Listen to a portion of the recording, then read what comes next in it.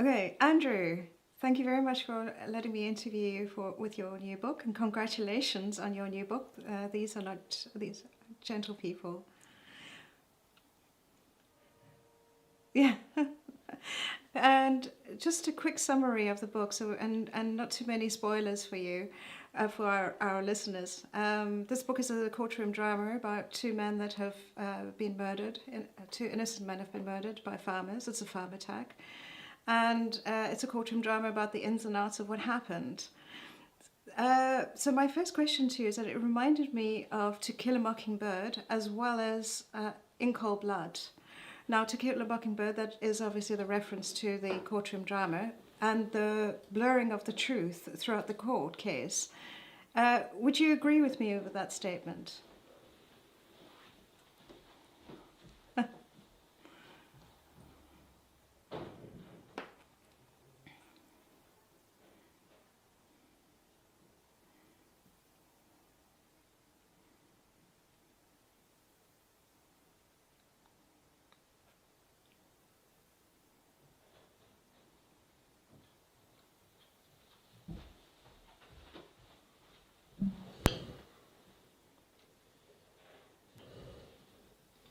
Right, Liesl, he's not, we can't hear him, so we're gonna put off your headphone. Put off, yeah. I'm sorry. Are we okay, everybody? Yeah, we're fine. I can Problems take there. I can take off my headphones, which is a relief.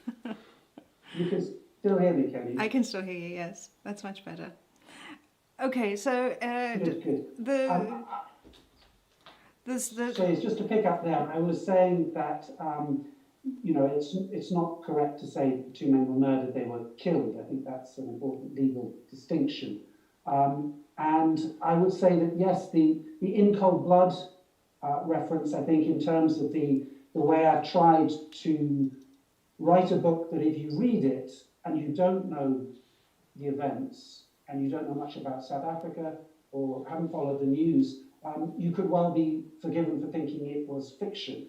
So I tried to write it in a way, often by using interviews and then folding them into people's thoughts rather than into quotation marks. So trying to write as a writer rather than strictly as a journalist in that sense. And I suppose To Kill a Mockingbird, I was very lucky in the sense that the trial that I followed, that I attached myself to 4.5 years ago, this long, winding investigation turned into a real cliffhanger in court. And there were some really very dramatic moments and dramatic twists, stretched out, it must be said, over a very long court process.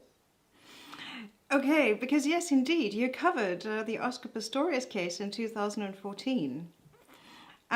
Did this case therefore have an impact on you? It did. I think it probably had an impact on everybody It did. who covered that extraordinary case. It was the first time as a journalist that I had covered a case of that type from start to finish. You don't often have that close, focused attention in foreign correspondent journalism. Normally you dip into stories, and yet there we were, day after day, following this extraordinary case. And I was hooked. And I thought, coming out of that case, that other people were already writing books. I think I had my fill of the case by then, and I was, I think, inspired though by that to look for another case that I might write about. I was hooked on the drama of the courtroom. It's hardly a revelation to discover that, but I was hooked on that, and I wanted to find a case that I thought might reveal more about South Africa itself. Yes, and then of course this case came up. But in the case of Oscar Pistorius and this case, it paints a very bleak picture of South African justice. What do you think about that? Well, we were chatting earlier about the Pistorius case and what that says about South African justice, and I have my views. I actually think that the process, although it was long-winded and frustrating, and one can pick holes in all sorts of things, I think that case actually showed South African justice in a pretty good light. This case, I think at a distance, if you stand way back, you can say, well, there was a process, people were put on trial, arguments were heard, and a verdict, I don't want to spoil it, but a verdict was eventually reached. But if you go close, as I did, then yes, I think to me, it shows the real flaws in South Africa's institutions, the damage that this country has experienced, particularly over the last decade, the Zuma years, as they're known here, when we saw epic corruption and the abuse of institutions and a real erosion of the forensics, the hospital, the prosecution service, all these pieces that had to come together to make sure that this community in this small farming town could see that justice was being done. And at the end of it, I think a lot of people in that community will wonder whether indeed justice was done. Yes. Your book is bleak. I really enjoyed reading it. I think you've got an incredibly good writing style, and it was wonderful. But do you see any hope in this process? So I chose this story not because I thought this is the story that defines South Africa. I chose it because I was looking for a courtroom drama. I wanted to write a thriller, essentially. And I do think that we were saying the weakening institutions, these struggles in race relations, particularly in these farming communities, these issues, the violence, the misogyny, the chauvinism, these are real issues in South Africa. But I would not say, having lived here now for more than a decade, that somehow this case, this town, represent the whole country. I think that would be a pretty bleak summary of South Africa. And there is still an awful lot to celebrate here, an awful lot that's going right, even in lockdown, where currently South Africa, I think, is probably doing a lot better than, well, probably your country, and certainly Britain and the United States. So in some ways, at an executive level, you know, this country is handling the coronavirus pandemic pretty well. But it is when you get to the grassroots, and that's what I was focusing on this book, it is when you get to the grassroots and you see train stations, for instance, here that are being just vandalized and destroyed during the lockdown by people stealing all the cables, all the metal to resell. That level of rot and of impunity here are clearly very worrying. Yeah. But it's hard to see the changes in South Africa. I mean, you have pointed out some positive things. Do you believe that societies do change, or do they default back to their original structure? Well, I spent 10 years in the former Soviet Union, including countries like Georgia, which have transformed beyond imagination. And Russia, in its own way, I'm not saying it's necessarily on the right path, and maybe it is trapped to some extent by its history, but I don't think it necessarily had to take that path. And I've spent 16 years in total in Africa, and I've seen countries transform dramatically from the sort of downward slide and now the upward struggle of a country like Somalia to Kenya, which, you know, has huge challenges, but is really a different country to the one I arrived in the year 2000, to Ivory Coast, which, you know, overcame a civil war and is now struggling again. But I think you see huge changes, particularly in Africa. And I wouldn't be doing this job if I was a glass half empty kind of person. I think I would have given up a long time ago. So I tend to believe, yes, that countries and people can change. And I tend to think, well, I'm undecided. Top-down leadership is clearly crucial in so many ways.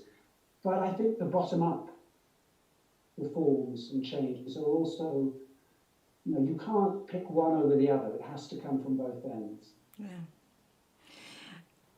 Okay, Ruth, I think she was such a lovely character, but so tragic at every level. You know, for her life, her past, her present, her future is limited.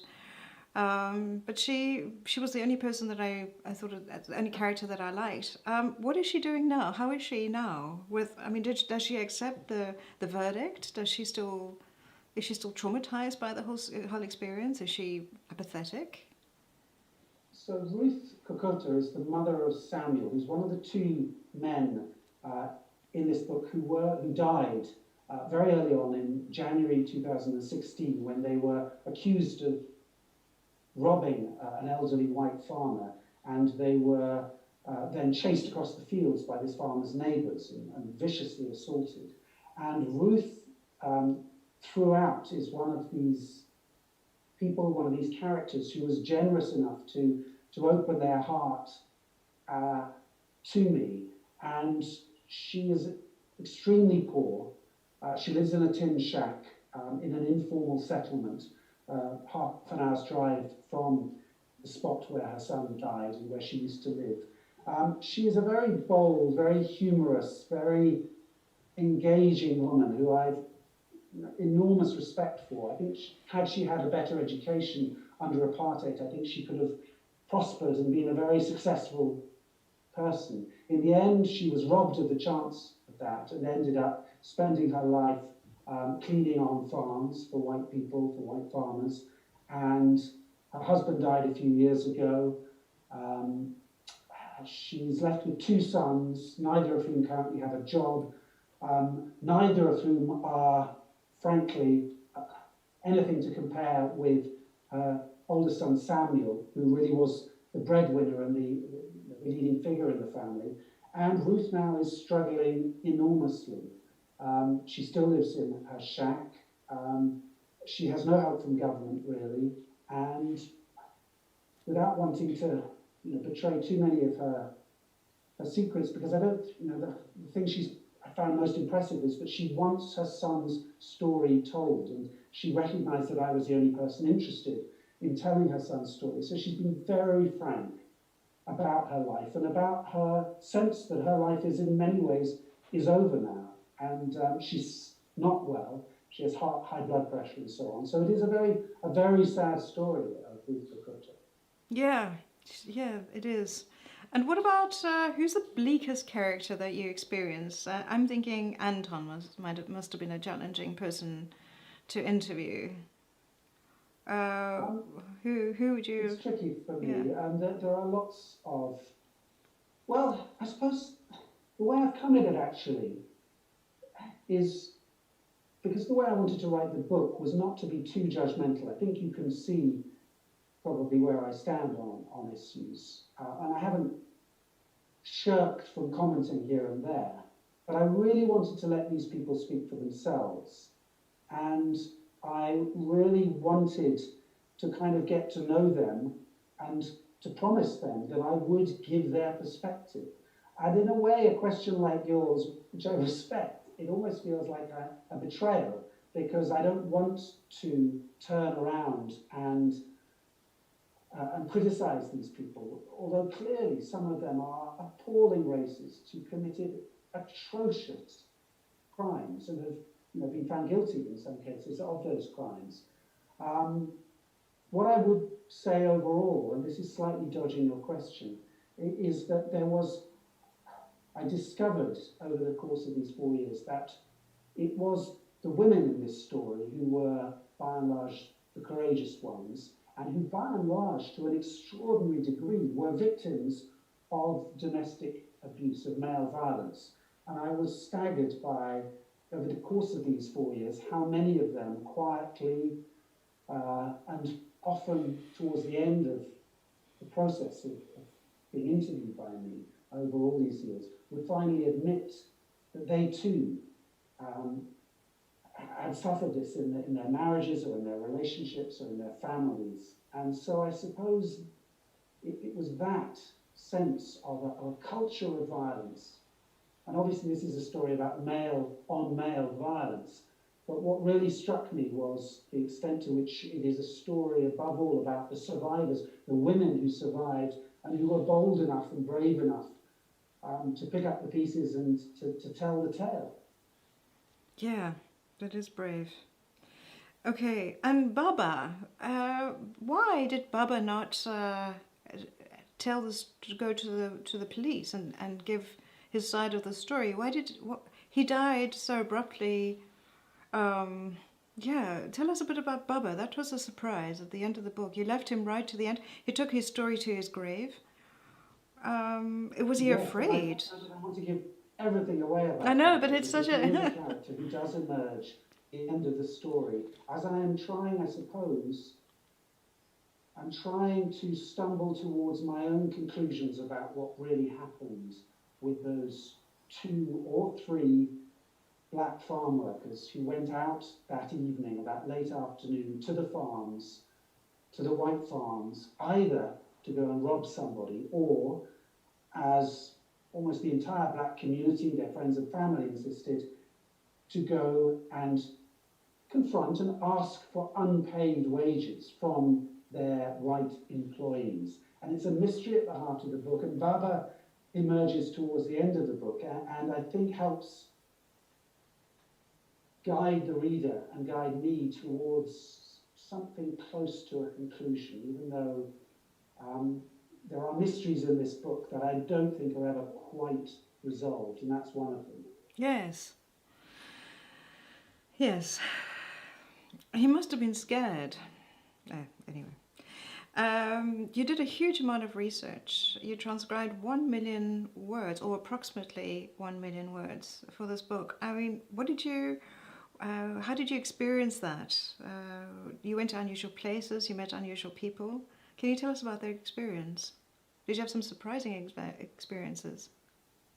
It was a strange experience, because when I went down to Paris, to the magistrate's court, in the early days of this case, as some of the farmers were already being charged with murder and already fighting to win bail, and there was a very angry political atmosphere outside the magistrate's court, a lot of right-wingers coming in from out of town, waving their old Afrikaner and apartheid-era flags, singing old anthems, and talking about a white genocide against white farmers. And on the other hand, you have black politicians campaigning for upcoming elections and very much seeking to see what had happened to Simon and Samuel, to these 2 black workers, seeing this as a race crime and putting enormous pressure on the young on the young magistrate in Paris to lock these white farmers up for good and not allow them to have bail, to deny them due process.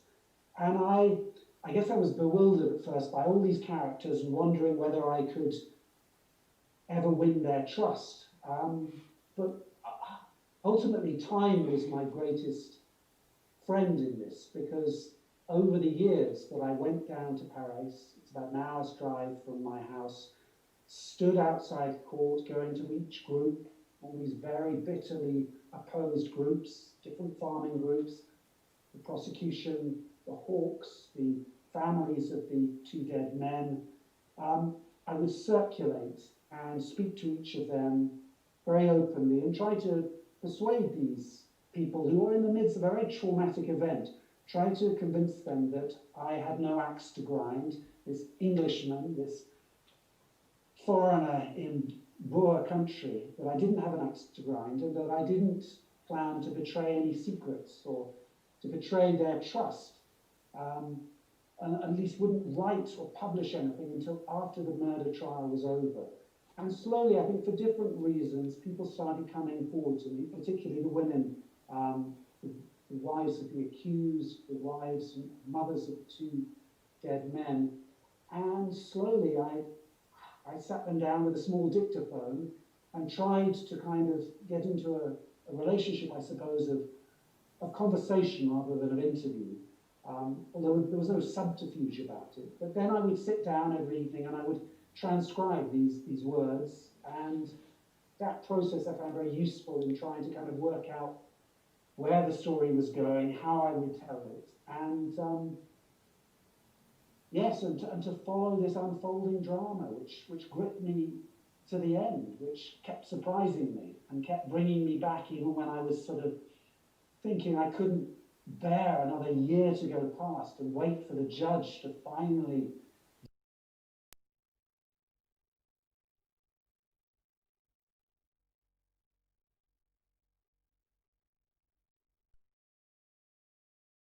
um,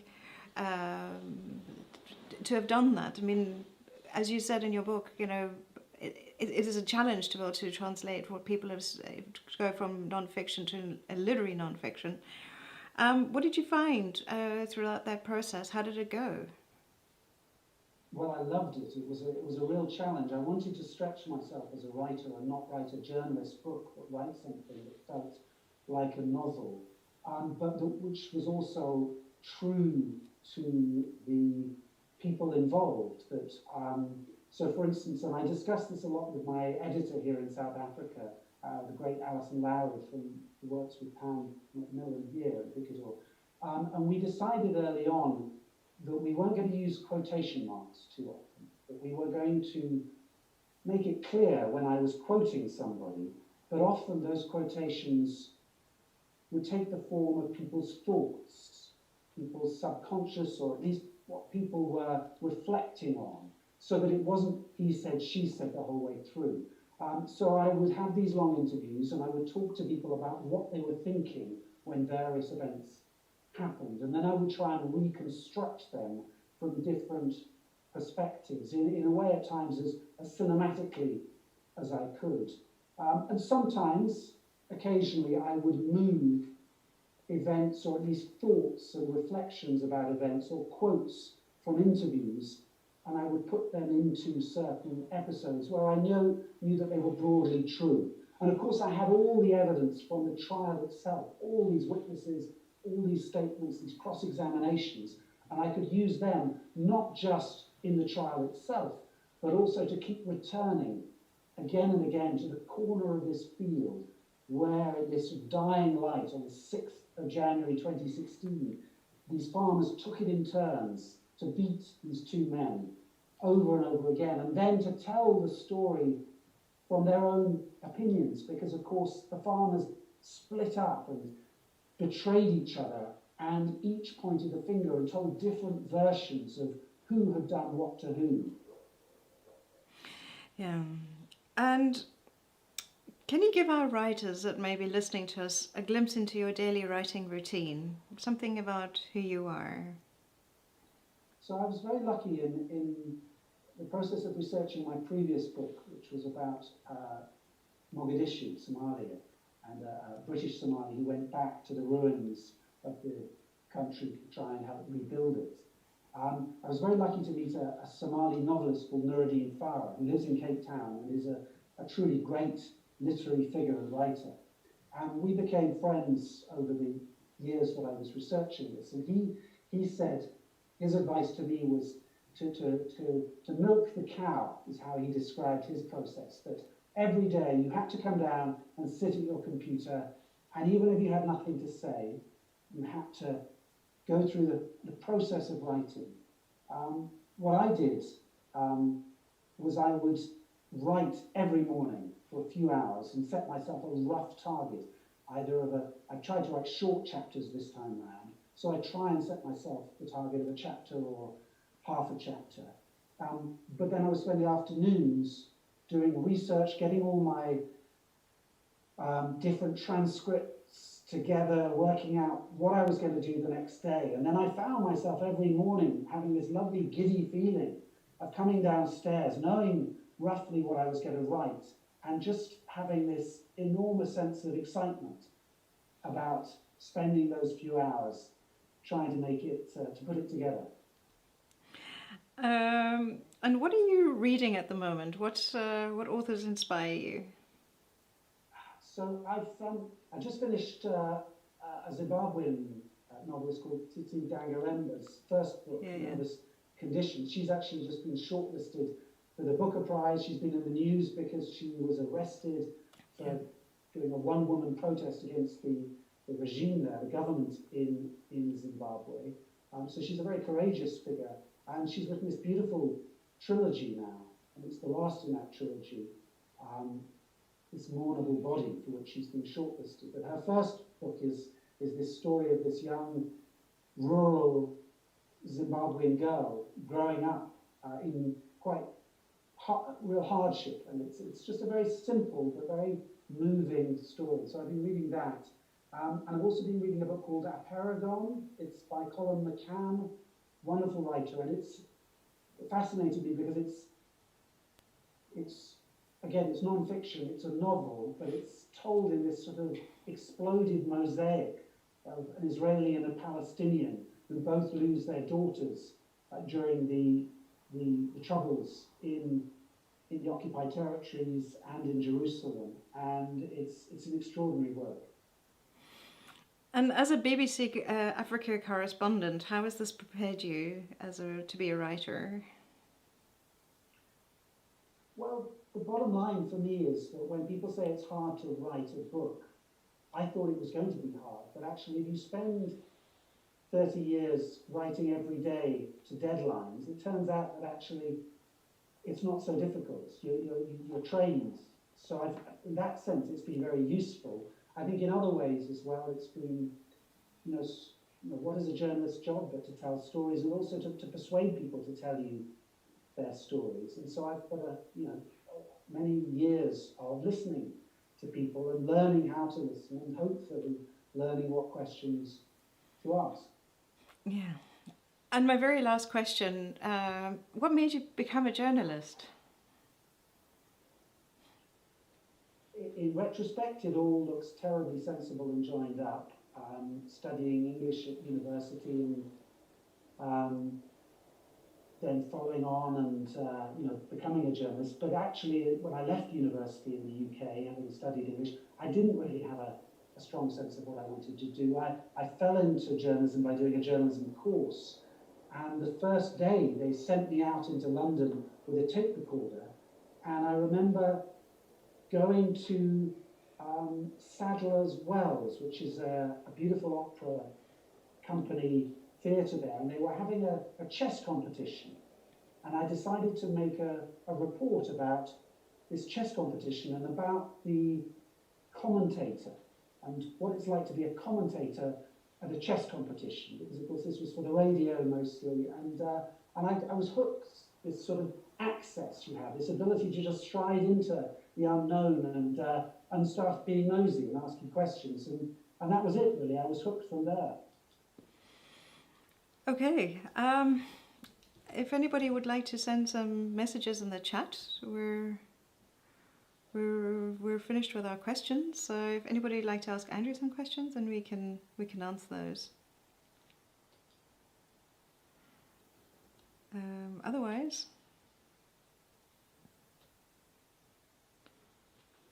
And if not, I'm happy to answer any more that you have. I can talk to you about your book for a very long time. But I think maybe, so I'm not sure. Okay. So I think that was a really good interview, and I enjoyed talking to you. And I think that you're going to do very well with your book. I think it's going to be.